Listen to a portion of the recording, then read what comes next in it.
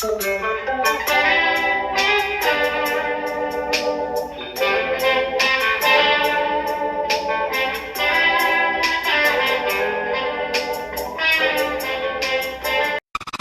otaknya dia itu sudah persiapan. Saya nggak bisa bayangkan, berarti hari itu dia buang hajat, dia simpen. Pak Jenderal yang saya hormati, kalau orang Kristen juga berbuat begitu kepada Yahya Waloni gimana? Rusak dong tatanan hukum.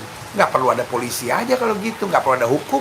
Kita berdoa supaya oknum-oknum polisi seperti ini semakin berkurang lah di bangsa ini, karena kasihan gitu polisi yang berjuang setengah mati, polisi yang bekerja baik, rusak namanya. Sebelumnya saya pernah menyatakan dalam program saya itu bahwa menurut saya, ya kan terserah setiap orang boleh punya pandangan sendiri.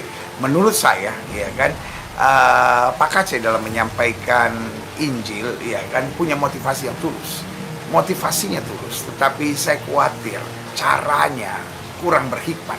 Saya nggak berani lah untuk judge selalu bilang salah gitu. Tapi sebagai sesama hamba Tuhan, apalagi yang mungkin sudah lebih lama dalam bidang penginjilan, menurut saya cara Kristus lebih elegan, saudara. Karena Kristus tidak pernah mengajarkan kita untuk menghina, untuk menjatuhkan, untuk dengan alasan benar. Oke, saudara boleh punya 1001 alasan. Izinkan saya bertanya sama saudara, bagaimana dengan wanita yang tertangkap basah berbuat zina? Yesus bilang nggak, kamu dasar pelacur ya? Bener nggak kalau Yesus bilang kamu dasar pelacur? Memang dia pelacur, saudara. Ya kan? Tetapi Yesus datang untuk memberi kekuatan, untuk memberi semangat, bukan untuk dengan alasan benar lalu bisa berbuat seenaknya, saudara, ya kan? Kalau misalnya kita lihat sesuatu yang salah, kita kan nggak usah bilang, wah salah, dasar nggak benar gitu. Nggak usah, saudara. Karena Alkitab sudah bilang, apa yang kamu tidak ingin orang lain perbuat kepadamu, jangan perbuat itu pada orang lain. Sudah ingin nggak? Alkitab sudah dimaki-maki, dihina-hina. Iya kan? Dengan alasan benar, ya memang menurut mereka itu bukan firman Allah kok. Yesus bukan Tuhan kok, Yesus hanya Nabi kok. Karena standarnya sudah beda, saudara. Standarnya itu beda gitu. Jadi, saudara yang kasih dalam Tuhan, mari kita tinggikan Yesus saja gitu ya. Itu udah pernah saya sampaikan, saudara. Dalam penyampaiannya, mungkin ada yang kurang hikmat. Dan untuk itu, dia secara negara, satria, saudara, siap untuk mempertanggungjawabkannya dan siap untuk diadili, karena sampai hari ini kita harus ada dalam pemahaman bahwa tidak boleh kita menyatakan bersalah sebelum hakim menyatakan salah, saudara, ya kan? Jadi kita harus praduga tak bersalah istilahnya, saudara. Jadi kita nggak bisa bilang beliau salah, tapi beliau akan berdiri di pengadilan dan akan mempertanggungjawabkan perbuatannya. Tetapi saya baca-baca koran, saya miris, saudara, karena kok kelakuan barbar masih ada di dunia modern, saudara. Orang udah masuk penjara, which is ya salah, ya kan? Yahya Waloni juga masuk penjara gitu. Lalu ada orang yang tiba-tiba kemudian bilang, dan yang sangat menyedihkan, ternyata beliau dianiaya. Ada gambar wajahnya sampai bengep-bengep gitu, saudara. Dan yang lebih menyakitkan dikerjakan oleh polisi bintang 2. Polisi bintang 2. Alasannya begini, semua orang udah marah karena itu biar saya yang menjalankan, karena kalau saya mau hukum saya tahu terukur. Tetapi itu kan cuman kalimat bodoh kalau menurut saya, kan kalimat bodoh, karena sebagai aparat, kan beliau masih aparat, kan beliau belum dipecat. Sebetulnya kan mempermalukan polisi sekali dengan sikap beliau seperti itu gitu, bintang 2 tapi kok kelakuan kayak anak SD kelas 2 gitu ya kan, karena beliau yang pukul. Itu udah diakui dan itu hasil investigasi, beliau yang pukul. Tetapi cara pukulnya menurut saya juga pengecut sekali, karena Pak Kacainya dipegangin. Itu yang saya baca. Dan itu, itu tindakan yang kalau kita, saudara yang mungkin laki-laki ya, yang mungkin pernah berantem gitu di zaman dulu, itu kita nggak mau berantem sama orangnya dipegangin, karena itu hanya tindakan perempuan yang kayak begitu. Itu orangnya harus pakai rok tuh kalau begitu kelakuannya gitu. Jadi orangnya dipukul, itu dia mukul gitu. Itu kan norak sekali gitu. Dan bukan hanya itu gitu. Jadi makanya beberapa YouTube channel akhirnya menyebut beliau Jenderal Tokai. Karena tiba-tiba dia bilang, tolong ambilin di kamar saya kantong plastik putih. Dan isinya, maaf, kotoran manusia. Jadi otaknya dia itu sudah persiapan. Saya nggak bisa bayangkan, berarti hari itu dia buang hajat, dia simpen. Terus dia lumurin ke muka orang. Buat saya, itu benar-benar tindakan kampungan banget. Itu hanya menjelaskan jenderal sekelas Tokai betul. Jenderal tapi permainannya Tokai. Nyimpen Tokai, jejelin orang pakai Tokai. Wah, itu nggak tahu ya gitu. Buat saya, apakah Pak KC harus berhadapan dengan hukum? Negara ini negara hukum. Seperti Yahya Waloni juga sama. Tapi kok ada orang jenderal tapi pikirannya aneh sekali. Saya akan mempertanggungjawabkan karena saya nggak tahan. Loh, Pak Jenderal yang saya hormati, kalau orang Kristen juga berbuat begitu kepada Yahya Waloni gimana? Rusak dong tatanan hukum. Nggak perlu ada polisi aja kalau gitu, nggak perlu ada hukum. Perlu preman-preman kayak bapak gitu yang punya temen gitu, disuruh megang gitu, terus mukul gitu. Ya ampun, itu mah cara-cara kampungan, Pak. Cara-cara kampungan. Kalau memang laki-laki itu 1 lawan 1 berantem, Pak, gitu. Dan itu nggak seimbang sama bapak, kelasnya beda gitu. Jadi kelihatan bener bapak tuh pengecut gitu. Pengecut dan mulut besar gitu. Tapi kotor, mulutnya kotor, perbuatannya kotor gitu. Masa lumurin orang pakai tokai itu kan, aduh, kalau menurut saya hina banget gitu. Tapi kita doakan bapak. Nggak ada kebencian dalam hati kita, kita doakan supaya Tuhan Yesus jamah bapak. Karena saya percaya bahwa manusia boleh mereka-rekakan yang jahat, Allah mereka-rekakannya untuk kebaikan. Dan bapak itu kan ditangkap soal koruptor kan gitu. Jadi bapak bisa bayangin nggak kalau ada orang yang berkata begini gitu, saya juga cinta dong bangsa ini, saya nggak terima bangsa ini dikorupsi sama orang yang polisi bintang 2, karena itu saya mau hajar orang itu. Kacau nggak? Gitu. Jadi otak bapak sebagai jenderal bintang 2 itu nggak sinkron. Jadi sangat mempermalukan polisi gitu. Polisi itu malu gitu, apalagi anak bapak juga polisi gitu ya kan.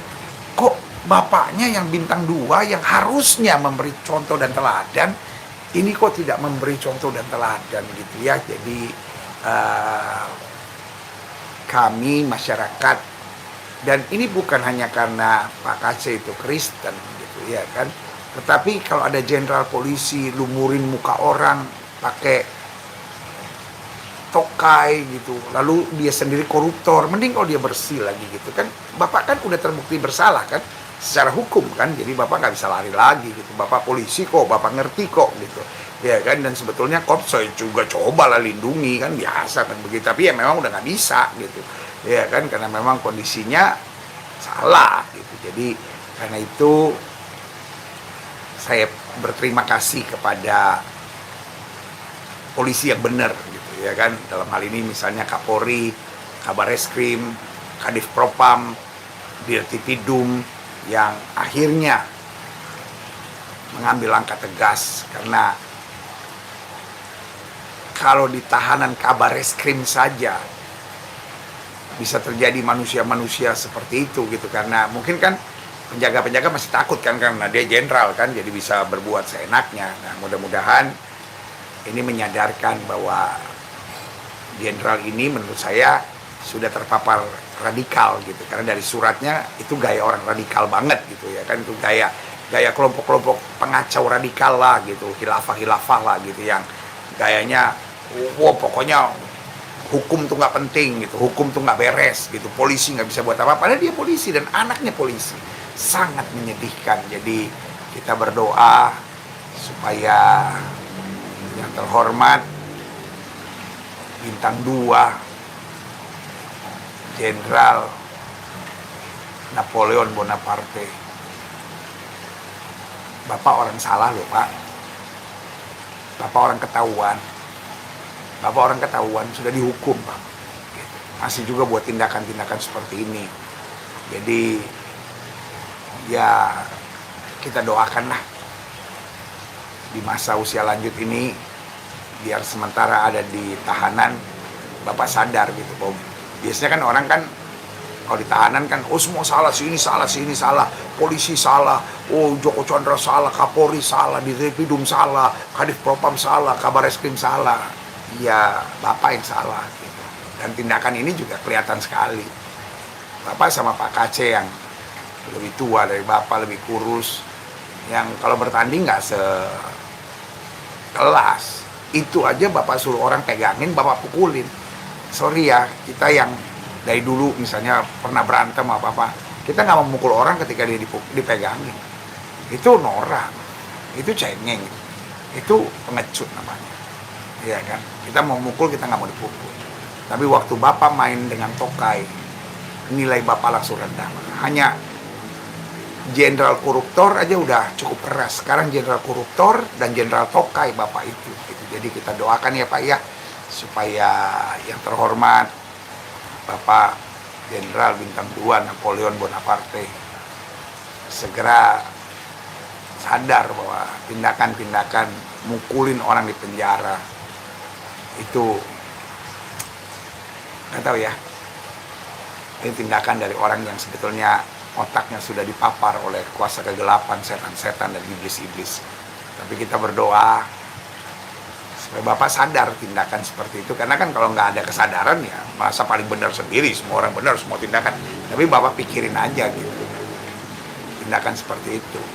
Kalau ada orang yang cinta Republik Indonesia dan merasa, wah ini orang kok ini apa tuh koruptor, saya mau pukulin dia, Bapak rela nggak? Karena tindakan Bapak salah gitu. Ya kan. Lalu kalau yang Kristen, wah ya awal ini, oh saya tersinggung, saya mau pukulin dia, rusak bangsa ini.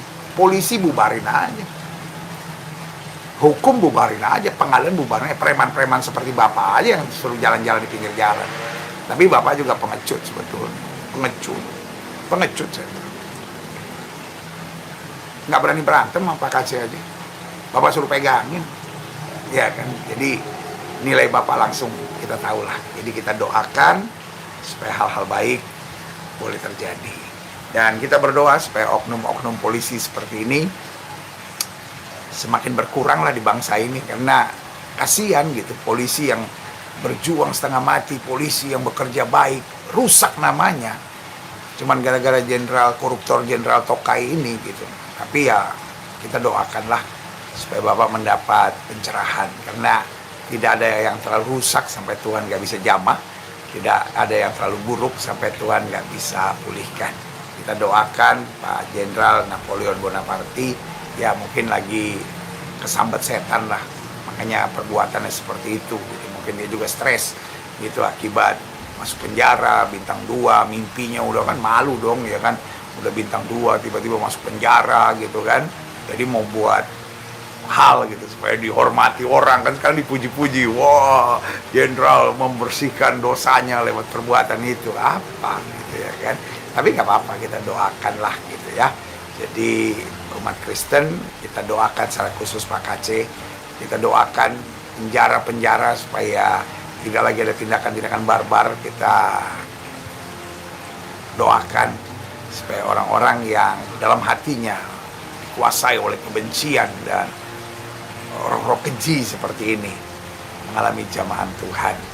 Dan buat keluarga Pak KC, langkah memang berat, ada jalan yang mungkin kurang berhikmat dalam sikapnya, tapi Tuhan Yesus akan kuatkan melewati semuanya.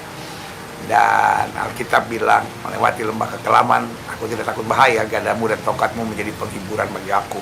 Dalam hidup ini meskipun kita salah, kalau kita minta ampun sama Tuhan, kita minta kekuatan, pasti Tuhan beri kekuatan. Tapi sekali lagi, saya bukan dalam posisi Pak KC salah atau benar, lalu Pak Yahya Waloni salah atau benar, bukan itulah urusan saya gitu. Masing-masing kita tahu bahwa langkah-langkah apa yang harus kita buat. Intinya iman Kristen itu sederhana. Apa yang kamu tidak ingin orang lain perbuat kepadamu, jangan perbuat kepada orang lain.